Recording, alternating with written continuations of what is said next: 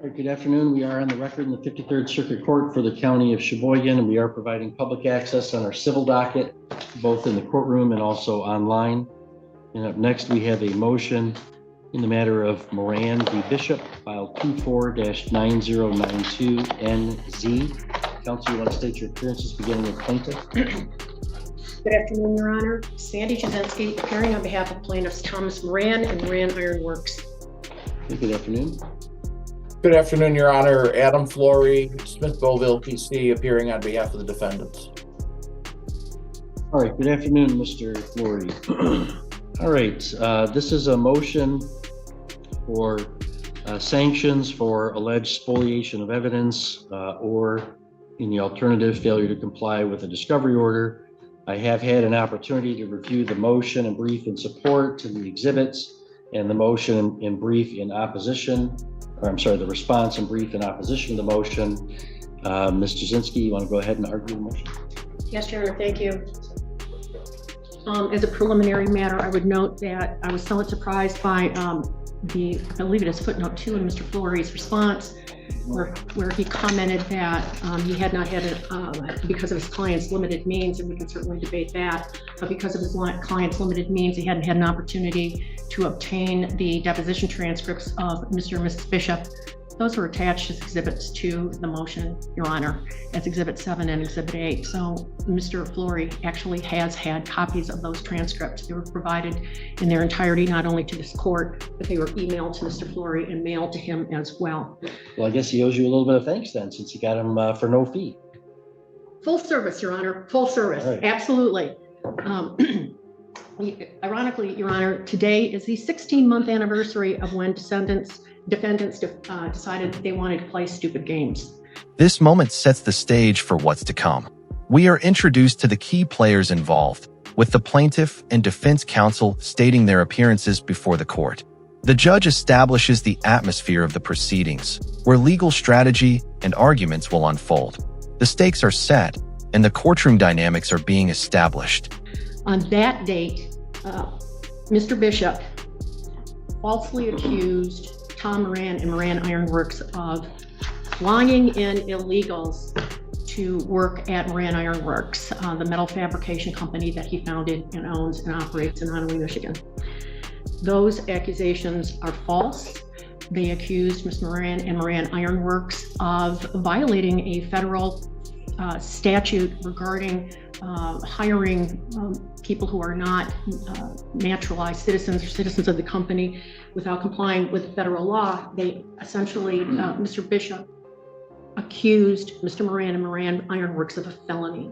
And indeed, in the transcripts that we've provided to the court previously, not only on September 12 did he falsely accuse with malice and recklessly Mr. Moran and Moran Iron Works of violating federal law. He also urged the local law enforcement officer, the sheriff in Presque Isle County, to arrest Mr. Moran as a result of that.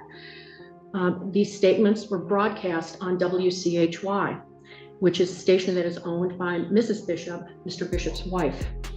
There was a letter that was sent on September 20 to Mr. Bishop demanding a retraction and giving him until the 30th to retract and advising if that wasn't done that he would be sued. There was silence in response to that letter. But Mr. Bishop couldn't restrain himself, nor has he been able to restrain himself from shooting his mouth off about Tom Moran and Moran Iron Works since September 12th. At this point, the legal arguments begin to take shape. The plaintiff's attorney points out an inconsistency in the defense's response, raising concerns over the deposition transcripts and the defense's claim of not receiving them. The tension begins to build as the plaintiff challenges the validity of the defense's statements, calling into question the fairness of the proceedings. On October 4, a retraction letter was sent to WCHY, and Michigan Broadcasters, the LLC that is owned, again, the sole member of which is Mrs. Bishop. As we noted in the motion that we filed, according to her deposition testimony, Mrs. Bishop apparently appears to be a member on paper only, and the operation of the stations are her husband's. He is the station manager. She never looks at the email. She claims in her deposition she never saw the demand for retraction. Nevertheless, that demand for retraction did prompt some action on the part of Mr. Bishop, who decided that he would, on October 7th, try to make a retraction. Those broadcasts, Your Honor, on the 12th, there was one on the 25th, and certainly on November 4, those broadcasts and the transcriptions of them are the subject of requests for admissions that were sent to defendants in terms of having them acknowledge that those are authentic transcripts, that those words were said. And the court may recall that on October 13th, their playing fast and loose and their responses to the request for admissions were deemed by this court, defendants' responses were deemed by this court to be inadequate, and they were deemed to have admitted the truth and authenticity of those statements. On November 5, litigation hold and preservation letter was sent to Mr. Bishop, and arguably, Your Honor, that's belt and suspenders. Now we reach a defining moment in the argument. The plaintiff's attorney emphasizes the severity of the accusations made by the defendant, Mr. Bishop, accusing Moran and his company of serious legal violations.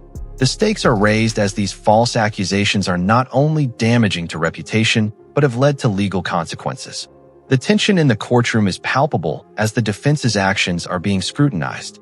Sure. So that gets to, like, some of the text messages appear to have been, if we take Mr. Bishop's testimony at its face value, would have been deleted prior to the hold letter. But as I understand the law of spoliation, the obligation to preserve may have arisen prior to that. Absolutely. Do you want to articulate when you think the obligation to preserve arose in this case, and whether that obligation extends to the corporate defendant to the extent that they can be held liable for the individual defendant's spoliation?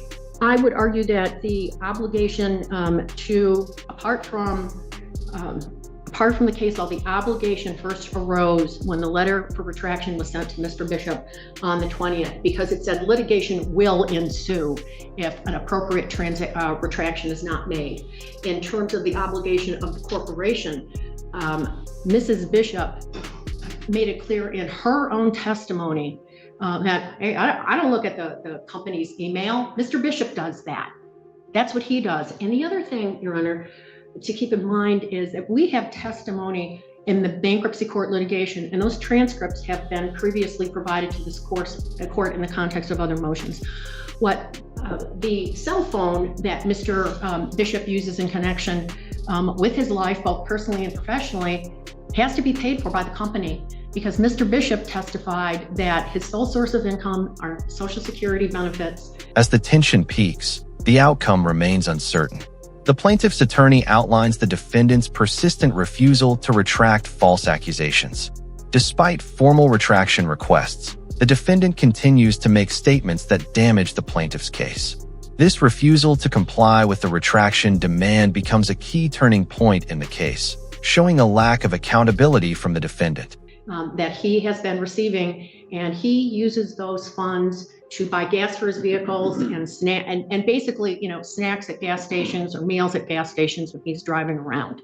Records that we also have from Michigan Broadcaster shows that they are paying for Mr. Bishop's cell phone.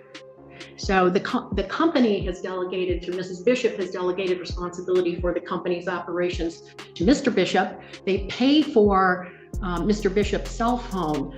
They are responsible, and they were specifically sent a letter stating that demanding a retraction, which certainly would have put them on notice by that date. But before then, I would submit, Your Honor, and based on testimony that we've derived so far, it's not an issue for the court right now, but it's going to be. That corporate veil of Michigan broadcasters will ultimately be pierced. It's the alter ego of Randy Bishop. Now, in any event, Mr. Bishop testifies, well, I just routinely, at the end of every day, I just delete all my text messages.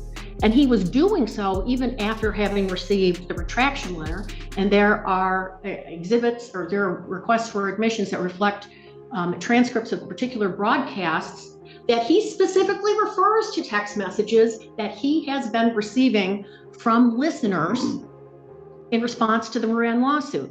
And again, Your Honor, he can't shut up about it. As at the last hearing on October 13th, one of the items that I wanted to provide to the court, and the court wasn't really interested in it at that time, and I understand that. And now, we're at the climax. Everything that has been building up comes to a head in this final confrontation. The destruction of evidence, specifically the deletion of text messages, plays a pivotal role in this case. The defense's actions here are under intense scrutiny, and the failure to preserve evidence becomes the final piece of the puzzle. The implications are clear. The integrity of the defense is being questioned, and the stakes couldn't be higher for both parties involved.